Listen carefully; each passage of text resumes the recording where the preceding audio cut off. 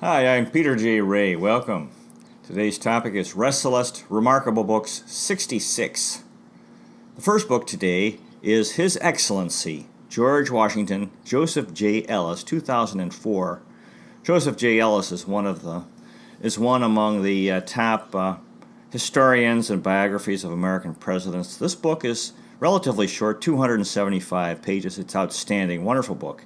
And it describes the achievements of George Washington, winning the War of Independence for the United States, stopping a military coup d'etat, which would have ended democracy before it even got started, enduring terrible hard times during the war, giving up power after the war. That was his, and going home to Mount Vernon, not transitioning from military power to political power, helping create the U.S. Constitution, helping the Constitution come to life as the first U.S. president, giving up power again after 8 years in office.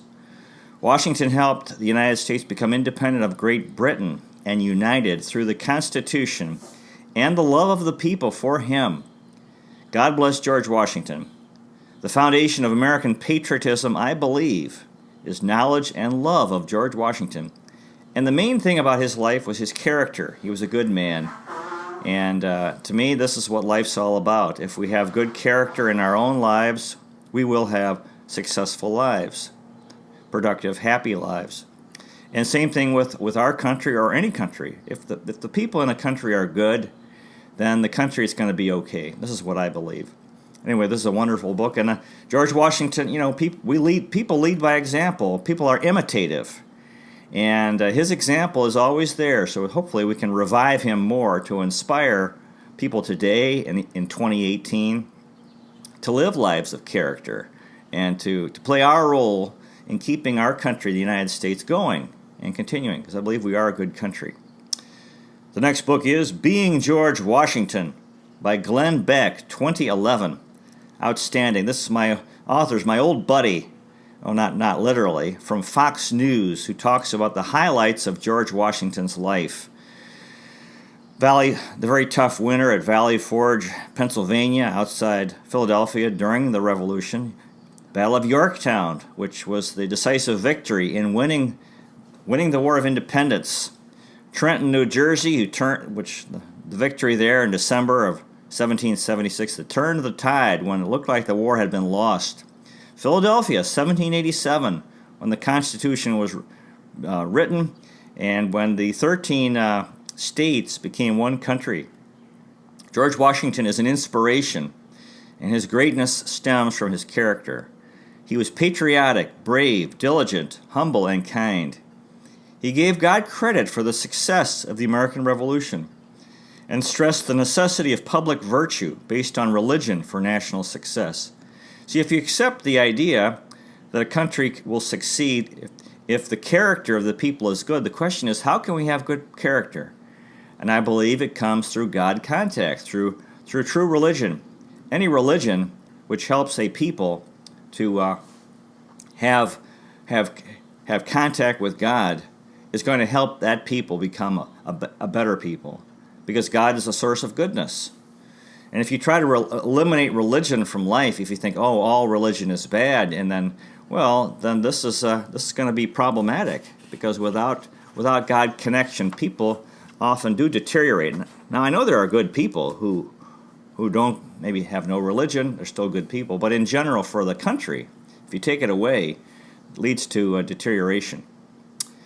The next book is The Ascent of George Washington, The Hidden Political Genius of an American Icon by John Ferling, 2009. Another outstanding book. Now, this book looks at the nitty-gritty of Washington. He was, during his time, he was controversial, as all leaders are, because of the hardships during the war. And, and he was human. He wasn't perfect. So this book is somewhat critical of him and his ambition, the military mistakes that he made in the war, his own self-interest, and how sometimes he would blame others, his pride and elite attitude. It's all helpful in getting a better understanding of the father of America. God bless him. So this is an interesting book. it's we need to be honest. People aren't perfect, and George Washington wasn't perfect, and that's what this book's about. And it's kind of and that's fine. We shouldn't be afraid if you believe in someone. If someone is your hero, it should be okay to recognize their shortcomings. So it's an interesting book by John Ferling. The next book is Glenn Beck's Common Sense: The Case Against Out-of-Control Government, inspired by Thomas Paine, by Glenn Beck and Joseph Carey, 2009. Yeah, I used to watch back in, it must have been 2010, 2011. Glenn Beck had a show on Fox News. He's the guy that I respect more than anyone in American politics. I'm a conservative, and he's also conservative. But the thing about Glenn Beck is that he's a historian as well. He uses American history to support his political positions, and I think this is very good, because history, I think, is an asset that conservatives can use more. It seems like liberals have a better understanding of history, and there are many liberal historians promote their position through history. So this is a fine book. He makes the strong case that the U.S. government has become way too powerful, abusive, and wasteful. Yeah, this is basically his position. Government, and we've been on a long trend as government has grown bigger and bigger and bigger. And the thing is, where does it end? And the thing with government is that no matter how many mistakes it makes, it wastes money, and so it can abuse its power, but it never goes out of business, because that's just the nature of government. So unlike the private sector, you screw up in business and you're out of business. But government, this doesn't happen. So, and naturally, people in government, bureaucrats and politicians, they enjoy power, and they want to make a living, so they're not interested in losing their power and income. So, and if anything, they want to expand it, because they're human. So the public needs to have a sense like, hey, we need to reduce the size of government. Yes, the government has done some very important things, but that doesn't mean it should do everything. And very often if you're, the liberals will say, oh, you're against all government, and no, that's not true. But the question is, it's just doing too much, and it's become a real problem where it's making it hard for businesses to succeed. The government's not the source of wealth. The government just gets wealth from the private sector for its own use. But we get to the point where you're killing the goose that laid the golden egg if you have the government's harder and harder on private industry, higher taxes, more regulations, and so forth. So this is my opinion, and I think Glenn Beck, he's the guy I respect the most in politics today. The next book is God Sleeps in Rwanda by Joseph Sebarenzi with Laura Ann Mullane, 2009. This is really something, this book. The author is an ethnic Tutsi from Rwanda in East Africa. In 1994, his parents, 7 siblings, and many other family members were among the 800,000 ethnic Tutsis murdered by ethnic Hutus in a 3-month period. The author had fled Rwanda before the genocide and later returned and was elected Speaker of Parliament before leaving again because of dictator Paul Kagame's death threats. Sebarenzi teaches forgiveness. This is a very troubling book. This is recent history, 1994. So that's only 24 years ago when you had this massacre. And this is a real massacre. 800,000 people. That's a lot of people. Hard to believe something like this happened. It was very low tech. It was done through the use of through radio. The message to kill was broadcast through the radio, which is relatively inexpensive technology, and the methods of murder were simply machetes. That's how they killed people, and it was neighbors killing each other. Anyway, it just shows how you could say that how troubled the human race is, and I think so. And the main thing I think is. Like he said, his forgiveness. Yes, we should seek justice, and we have to, there should be accountability, but, without forgiveness, there will be endless fighting in this world. And because this guy, the author, he could hate the Hutu people, except actually there were Hutus themselves who were murdered, who refused to go, if those who refused to go along with it, that's what they did. They were murdered. So this is a very tough situation, very tragic. It's good to be aware of it. A lot of people, maybe they don't even want to think about it, like, oh my God, this is so troubling. But no, we should face reality, and we do need to forgive. If we don't forgive, we're in big trouble. If we forgive, and pray for each other, pray for those who hurt us, then we'll be freed, and it will help the people who are troubled, who are doing wrong things. Amazing book. The next book is Escaping North Korea, Defiance and Hope in the World's Most Repressive Country by Mike Kim, 2008. Wow, this is an incredible book. The author is a Korean American who founded Crossing Borders Ministries, which helps North Korean refugees in China. He risked death and imprisonment and torture for 4 years himself in China on the North Korean border. North Korean refugees often return to North Korea, but they are stronger and smarter after their experience with missionary shelters, and this is changing the North Korean people. See, what happens is the North Korean, life in North Korea is very hard. The government is probably the worst in the world, and very, very cruel. And large numbers of North Koreans have been imprisoned for life. It's like the Soviet Union, probably even worse, if that's possible. And then they get out. They naturally, and a lot of them have gone into China, and in China they are actually persecuted. And very often they're arrested and brought back, and what they've tried to do is make their way across China and come back to South Korea. And it's a long trip. Anyway, this is amazing, the work of the people like this author who, what they're doing is illegal in China, because the North Korean people in China they're illegal. Their status is illegal, so helping them is illegal. But these people who do it, this is real Christianity. And the North Koreans, religion has been eliminated because of the communist system. So they're, in fact, what they've been taught to worship the leaders of North Korea, like Kim Jong-il, Kim Jong-un, and Kim Il-sung, the founder. And so then they meet these people. They're really pathetic. They're in China. They've suffered a lot, and then they get help. They receive kindness, and they have shelter and food and so forth there.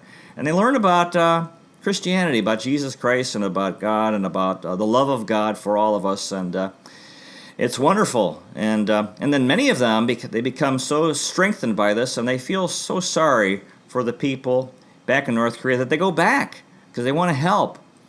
So things are, and this is changing North Korea because Christianity has been brought into North Korea through these refugees who have returned and who want to help their people.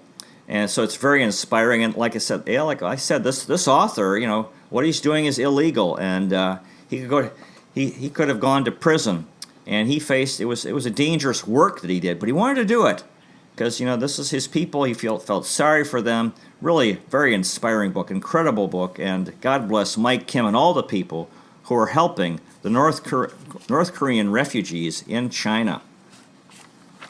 The next book is The Secret Life of Barack Hussein Obama by Mondo Frazier, 2011. This book makes a strong case that former President Obama is anti-American, anti-Christian, pro-Muslim, and communist. Barack Obama studied at Columbia University for 2 years in New York, but no one remembers him being there. So now I said some strong things here just a while ago. Now, for example, him being Barack Obama being anti-American. Now that seems like, well, that's what an accusation to make. Well, I think a lot of Americans are anti-American because they have a bad attitude about our country, and they see the world in terms of David and Goliath, and they think, oh, the United States is evil because it's wealthy and powerful, and they feel sympathy for third world countries. And if you live in the United States, it's easy to have a bad attitude. You don't know what it's like in other countries, and you think, oh, our country's terrible. Anti-Christian. A lot of Americans have no church. Maybe most Americans have a Christianity in their ancestry, their parents or grandparents or so forth. But there are very large numbers of people today, and there are ex-Catholics who really are anti-Christian.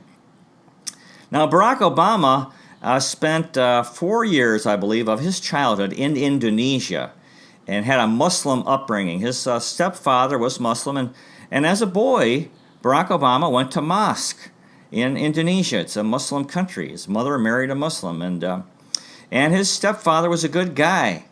So I think for him, he has this sense of sympathy, and this is part of his childhood, so it's only natural for him to have some tender feelings and nostalgia.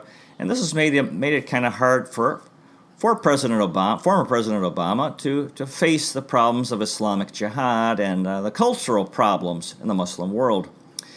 Now, I said that this book makes the case that President Obama is a communist. Well, again, this is not so much to vilify him, like, oh, he's an evil guy. The thing is, communism is very seductive and attractive. And it all sounds good because it's based on the idea of, caring about the poor, and, it's idealistic. Because I've been exposed to communist propaganda, and I've been attracted to it to myself. So anyway, all of these accusations, you could call it, 4 accusations or cases against, with respect to Barack Obama. I think this is not to say that he's an evil person. It's just to, he's human, and all these positions other people have the same ones. So it's all very interesting, and it doesn't mean that you're anti-Barack Obama and he's this terrible person. No, but it's good for us to be honest and to face reality. Very interesting book. The next book is How the Irish Saved Civilization, the Untold Story of Ireland's Heroic Role from the Fall of Rome to the Rise of Medieval Europe, by Thomas Cahill, 1995. Wow, what a book. According to this book, Plato, St. Augustine, and St. Patrick brought Christianity and scholarship to Ireland back in the Middle Ages. I'm not sure about Plato. This led to Ireland being the place where the ancient Greek and Roman books were preserved during the Middle Ages. Later, Irish missionaries brought their stronger Christianity and knowledge to Europe. But then Ireland was devastated by Viking attacks. Most people see Ireland as, oh, look at this very poor, sad country. They were starving, and this is in the 1800s, which is true. But this is some really good history, because if you go back centuries earlier, the author makes it a very strong case that Ireland played a very strong role, because we do know that when in the Renaissance, when Europe came out of the Middle Ages, it was through the knowledge and inspiration from the great thinkers and authors from ancient Greece and Rome. And according to this book, that knowledge was saved in Ireland. During the Middle Ages, when on the European continent, people were sunk in ignorance, and then even though Europeans were Christian throughout the Middle Ages, but what kind of Christianity? Not a very real Christianity, just sort of you're going to church, going to mass, and so forth. But the Christianity in Ireland was very strong and very sincere and very knowledgeable. And so then these missionaries Irish missionaries who came to Europe and brought a better Christianity, a stronger, more sincere, and brought this knowledge. So wonderful. If you're Irish descent, you can feel proud of the role Ireland played for the whole world, really. The next book is The Civil War as They Knew It, Abraham Lincoln's Immortal Words, and Matthew Brady's Famous Photographs, 1961. So as the title suggests, this book is full of the wisdom of wit and wisdom of Abraham Lincoln, powerful photographs from the Civil War and what the guys went through. This is where it's really the beginning, right, the early era of photography. So you had all these veterans who were in battlefields, and the devastation was filmed and photographed, so that we have a record of what happened and what these guys went through, the horrific suffering that guys went through in that war to keep America one country and to end African American slavery. Wonderful book. The next book is Myths, Lies, and Downright Stupidity. Get Out the Shovel, Why Everything You Know Is Wrong, by John Stossel, 2006. This is an outstanding book. I love John Stossel's show on Fox News. John Stossel believes in the free market. He's anti-mainstream media, anti-government, anti-public education monopolies, and anti-lawyers. This book is full of useful information. God bless John Stossel. He believes in freedom and competition. He's a libertarian. Yeah, he makes this, one of the things he's talking about in this book is about capitalism, and generally speaking, people tend to be anti-capitalist, like, oh, capitalism is so terrible, and there's a strong sympathy for socialism or, the government interference. And he makes the case, and he and others, that, so often government tries to solve a problem or fix a problem, and it makes it worse. And that capitalism is really based on freedom and initiative and creativity and individuals, making decisions. It's all based on freedom. If you want to get a job, you work wherever you want to work, and then if you want to change employers, you change employers. If you want to start a business, you save your money or find investors, you have an idea, and you hope the public will like it, then you go for it. And this creates wealth. This has created tremendous wealth for the United States. And then the government gets involved and really has done a lot to really stifle creativity, take a lot of money away from people who could have expanded their businesses or made more businesses because they had initiative and intelligence and creativity. And then the government says, oh no, and then they have all these laws that make it hard. You have a business, and then the government's come.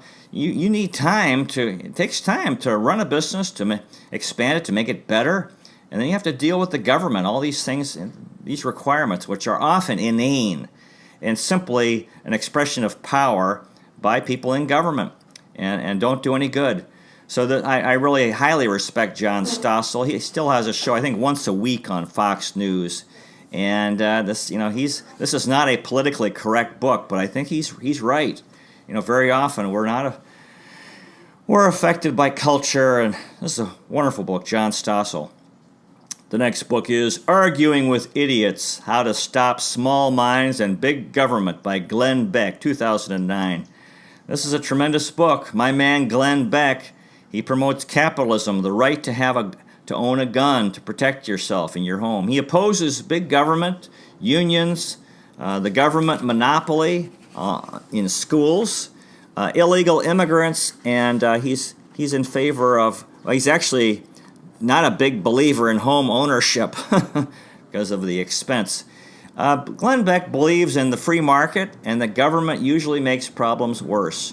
I agree with him. He's a historian. He believes that Theodore Roosevelt and Woodrow Wilson were terrible presidents. That's one of the cases he makes, that they kind of ushered in, you could say, the rise of big government, which really took off under Franklin D. Roosevelt. So I give Glenn Beck a lot of credit. He's a brave man, and I think he has to have security. At times he wears a bulletproof vest because there are people who want to kill him. Because he says, I think for leftists, he's the enemy. But, he uses history. He's a good man. I really admire him and believe in him. And I think he does a lot of good, and especially his use of history. The next book is Character: Profiles in Presidential Courage by Chris Wallace, 2004.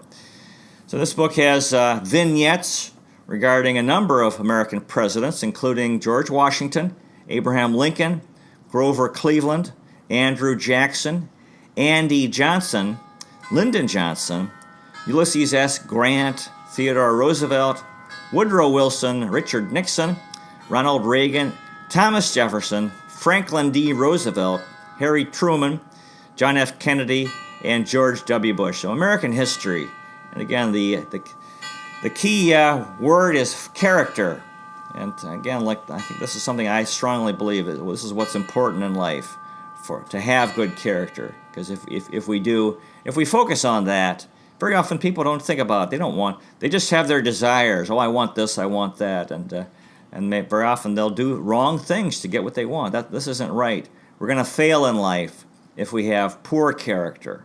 And whatever our character is, if we need to work on it, and with God's help, we can change for the better and become better. We need to become better and better people as time passes. And then, when we leave this world, our lives will have been successful. The next book is Broke, The Plan to Restore Our Trust, Truth, and Treasure by Glenn Beck, 2010. Yeah, wow, another amazing book. My man Glenn Beck describes how the U.S. government has become too large, too powerful, abusive, and wasteful. And our national debt at the time that I wrote this, about 3 years ago, $18 trillion. I think now it's $21 trillion. It's terrible. His culprits include Woodrow Wilson, Herbert Hoover, Franklin D. Roosevelt, Lyndon Johnson, Richard Nixon, and George W. Bush, and Barack Obama. And he believes that the United States is on the road to disaster, bankruptcy, and the loss of freedom. We should fight to save America, reduce the size of the U.S. government, pay off the debt, balance the budget, have a balanced budget amendment, and term limits for Congress. Yeah, what's interesting, I believe Barack Obama added more to the U.S. debt, national debt, than any other president. And this is like a ticking time bomb. And you just can't. Nobody could do this in their personal lives, no. But the U.S. government has, and it's really something that so far apparently has not had consequences, but it's there, and it's been easy to do. And seems like, and he makes the case that both parties, Democrats and Republicans, have contributed to the growth of the U.S. government and to the growth of the national debt. So there's no point. This is not really a partisan issue, but the question is, what do we do now? And it looks like there doesn't seem to be much interest right now of doing anything to stop the government from growing. As far as I can see, we're still on that trend. So anyway, God bless Glenn Beck. I think he's a wonderful person, and I really admire him, his courage, and everything he's learned and shared with from our country's history. And I think he has the right attitude. The next book is Crime, Our Second Vietnam by Bill Glass and Terry Pluto, 1999. This is an outstanding book. Bill Glass played in the NFL for the Cleveland Browns, and he has created a powerful prison ministry. His co-author, Terry Pluto, of this book, is a very well-known Cleveland sports writer. Anyway, this prison ministry, they have Christians who go into prisons, make friends with convicts, and share Christianity with them. The convicts become sincere Christians. They have a change of heart, and when they are released, they live happy, productive lives. Otherwise, they generally return to a life of crime. God bless Bill Glass and Terry Pluto. What an inspiring book. See, I think the key is the attitude of these fellows. When they go into prisons, they're patient. They make friends with the prisoners, and you have to be patient and respect people, not and have the right attitude and not look down on these guys. And this is an incredible thing they're doing because it works. And this is the way to fight crime. Going into prisons, making these guys, because this is how they're going to change and stop being criminals. Incredible book. Really wonderful. Incredible story. This work these people do, that on their free time they go into prisons and talk to these fellows, make friends with them, and help them change for the better. Incredible. It appears we're out of time. Thank you so much for watching. I really, really appreciate it. Hope you find a good book to read. God bless you. Take care, and I'll see you next time.